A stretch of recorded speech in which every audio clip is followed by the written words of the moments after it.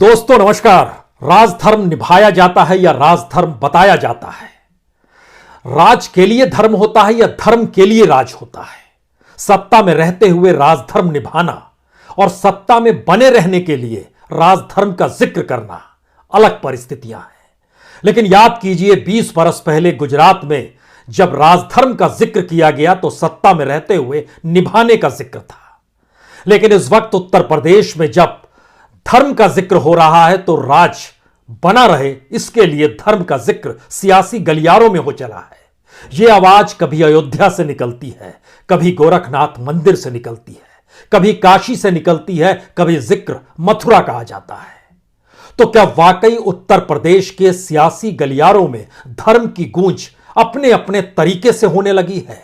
कहीं नफरत की हवा है, कहीं धर्म का जिक्र है, कहीं कृष्ण जन्मभूमि का जिक्र है, कहीं राम जन्मभूमि का जिक्र है, कहीं अतीत के पन्नों को पलटते हुए जिस वक्त कार सेवा थी, जिस वक्त गोलियां चलाई गई थी अयोध्या में सत्ता के जरिए, उसका भी जिक्र इस दौर में हो चला है। तो यह क्या सत्ता पाने की होड़ है?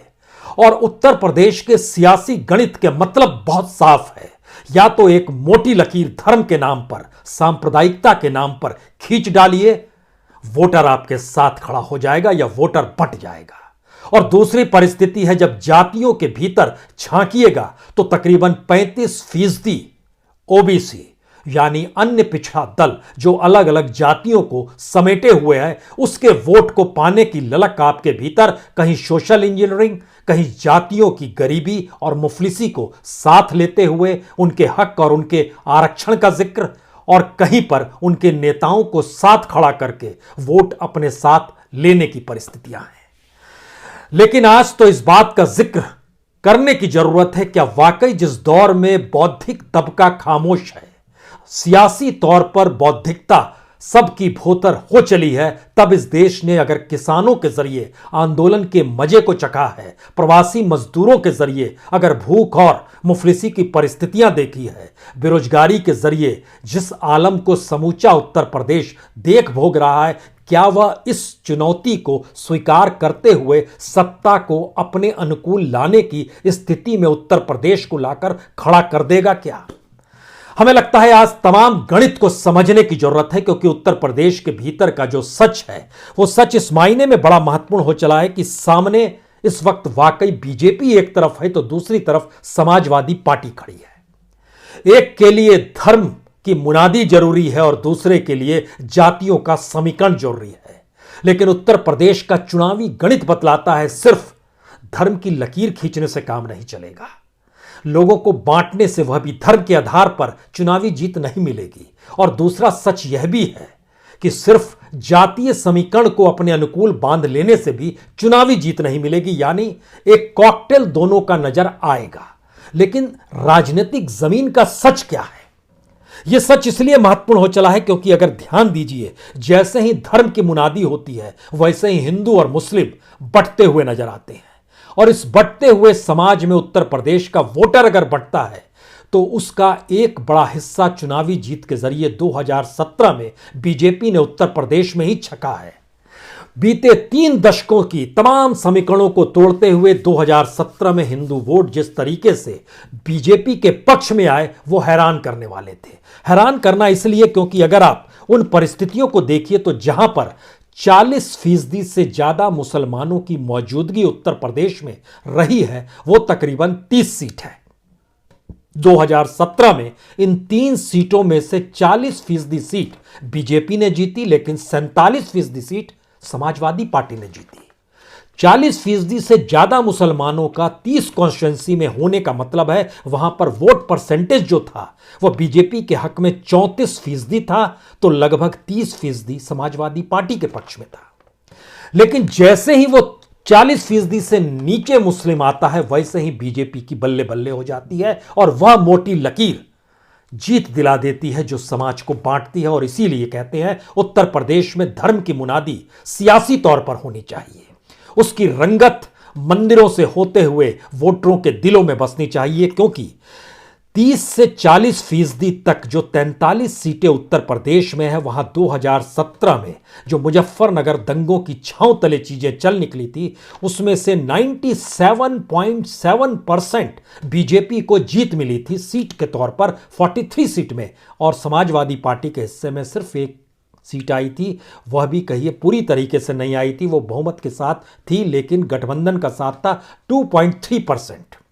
और अगर इसको वोट में तब्दील करें तो इन 43 सीटों पर जहां 30 से 40% मुसलमान थे, 42.5% वोट बीजेपी के पास थे और उसके आधे वोट 21.4% वोट समाजवादी पार्टी के पास थे।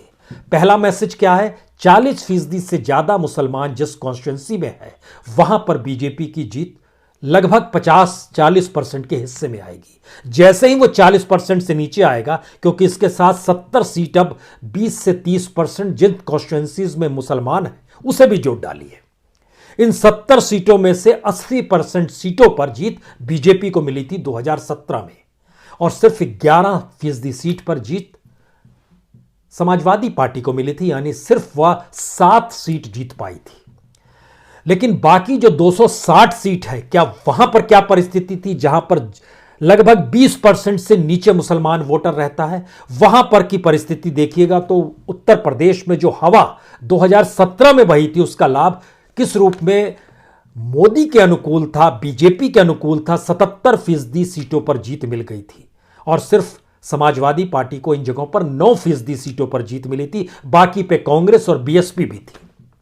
मैसेज बहुत साफ तौर पर उभर कर आता है, जैसे ही 20 से 40% वाली सीटों पर जिनकी संख्या लगभग 113 सीट है, यहां पर 80 से 90% सीटों पर बीजेपी को जीत मिलेगी, क्योंकि जातीय समीकरण का घालमेल जो होता है वह कहीं ना कहीं बीजेपी को सांप्रदायिक या धर्म की सियासी लकीर के साथ आगे बढ़ा देता है। और लेकिन जैसे ही बड़ी तादाद में जहां मुसलमान होता है 40% प्लस में, वहां पर बीजेपी के लिए मुश्किल है और नीचे की परिस्थितियां बीजेपी के अनुकूल होती चली जाती है, अगर वो पुगले तौर पर जातीय समीकरण को हिस्से में ना ले रही हो तो।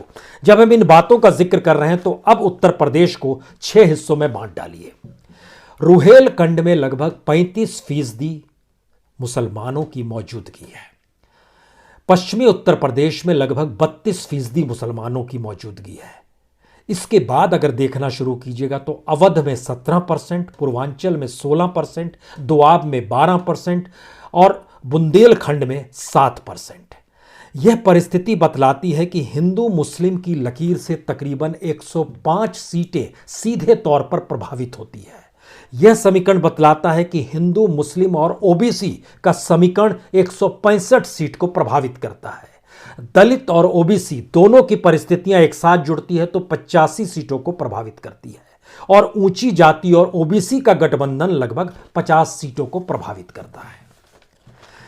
सबसे ज्यादा सबसे प्रभावित स्थिति में फिर वही धर्म सामने आकर खड़ा हो जाता है कि धर्म के नाम पर सियासत कौन कर सकता है, क्योंकि हिंदू मुस्लिम की लकीर और हिंदू मुस्लिम के साथ ओबीसी का जुड़ना यह लगभग 270 सीटों को प्रभावित कर देता है।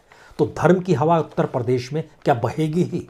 और उत्तर प्रदेश में अयोध्या और गोरखनाथ मंदिर, हमें लगता है इन दोनों के इतिहास को भी कुछ क्षण के लिए आपको समझना चाहिए, क्योंकि जब गोरखनाथ मंदिर से जहां पर जिक्र होता है योगी आदित्यनाथ निकले हैं, तो हमको लगता है उसके अतीत को समझिए। जब दिग्विजय नाथ थे 1921 में चौरी चौरा कांड में उनके शामिल होने की परिस्थिति निकल कर आई थी। उस वक्त वो कांग्रेस में थे, लेकिन उसके बाद उन्होंने छोड़ा और 1937 में हिंदू महासभा में जुड़ गए।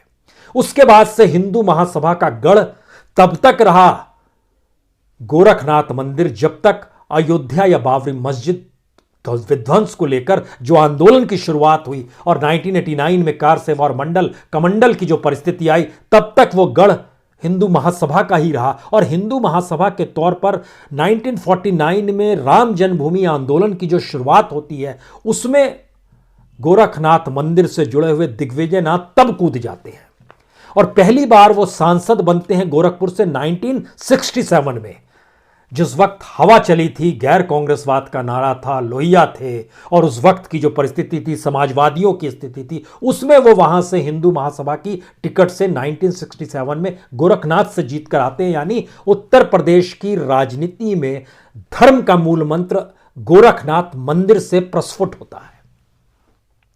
और अगर उस परिस्थिति को आगे बढ़ाइएगा तो उसके बाद महंत अवैधनाथ जब आते हैं तो वह उस दौर में ही जो मनीराम की सीट है वहां से वो एमएलए 62 में बनते हैं, 67 में बनते हैं। उसके बाद जब वह उस मंदिर की कमान को संभालते हैं तो 69, 74, 77 एमएलए बनते हैं और 70 और 89 में वह एमपी भी बनते हैं।